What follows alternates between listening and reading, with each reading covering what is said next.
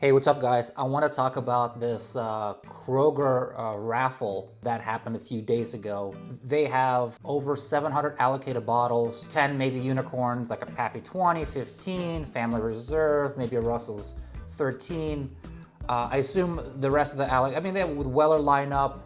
The OFC, the top one would probably be Eagle Rare, Eagle Double Rare. So anyway, the stakes are high. It's a lot, but the problem is the flyer said that you can get in line. You couldn't get in line. The earliest you can get in line or start a queue will be at 5 a.m., which is on a Friday, which is ungodly hour. I don't know why they wouldn't do it at maybe Saturday noon, because you really have to get up at 4:30 in the morning or earlier, and later on go to work with on only a few hours worth of sleep.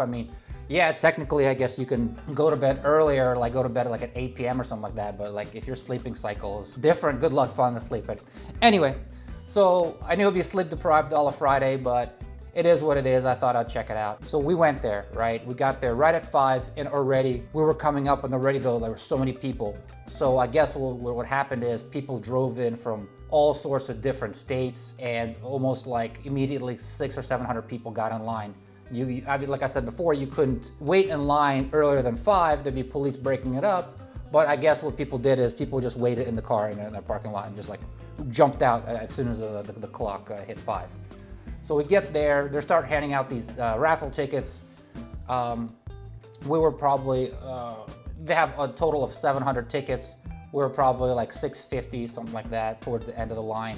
So you get your ticket, right? And then you have about an hour and a half or something like that to just get coffee, maybe go home or whatever, to hang out. And then they start promptly at 7 a.m., start calling out numbers. That's what we did. We went to IHOP real quick, hung out, wasted some time, came back at 7 a.m. Now they have these DJ booths set up, which is pretty funny.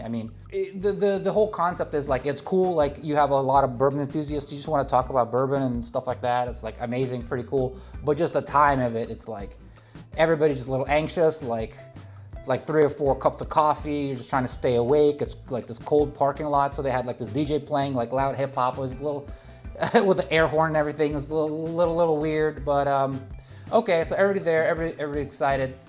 What they do is they call out the first 50 numbers, and if you get your number, you raise your hand, come up to you can enter the store and buy, choose whatever you want. You get your first pick.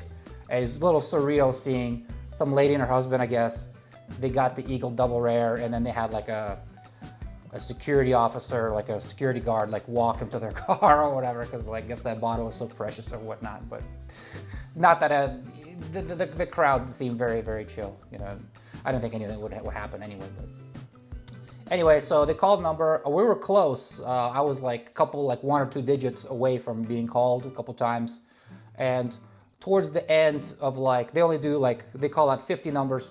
Towards the end, I saw that a guy won that was standing next to me, and he came back with a Weller foolproof. So if that was the best thing that and he was in the top 50. So if that's the best thing that he could get at that point, what happens is this weird system archaic system to where the last number that they call, they start counting backwards from that last number. So I forgot exactly the number what they called, but basically we would be all the way back in line. And at that point, the guys I was with, somebody's complaining about it being cold, and they want to wait another hour, and this and that, and then the payoff was, I would say the payoff will not. To me, I would estimate that I would probably get a Weller Green or something like that. Or just that was not, nothing. So basically we did a strategic retreat, went home. Went home, but it was a little bummed out to get up at 4:30 in the morning, go back empty-handed. So I thought man, you know what? I'm just gonna not go back to sleep. Just gonna stay up a little bit and at least maybe hit up the party source. Maybe they have at least something. So sure enough, I had my wife drop me off. She went to work. It was 9 a.m., opened the door, and sure enough, the party source did have a little something. Woodford Double Oak, which is pretty cool.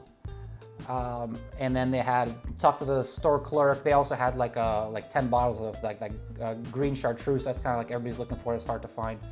It's like $115. I just got one just because I wanted one, but it's probably a rip-off price. There's probably like the real price of that bottle is $60. But wanted to check it out anyway. And then just decided, instead of taking Uber, just decided to just walk back, just relax, listen to some podcast. And on the way back, just hopped by the local Liquor Barn Express, and oh hey, they have some green well, or what do you know, and a few blends just laying on the shelf. Snagged one of those, not really, just as a fun gift or whatever, but walked back the rest of the way. So there you have it. Came away with a little something at the end of the day. All right, later guys.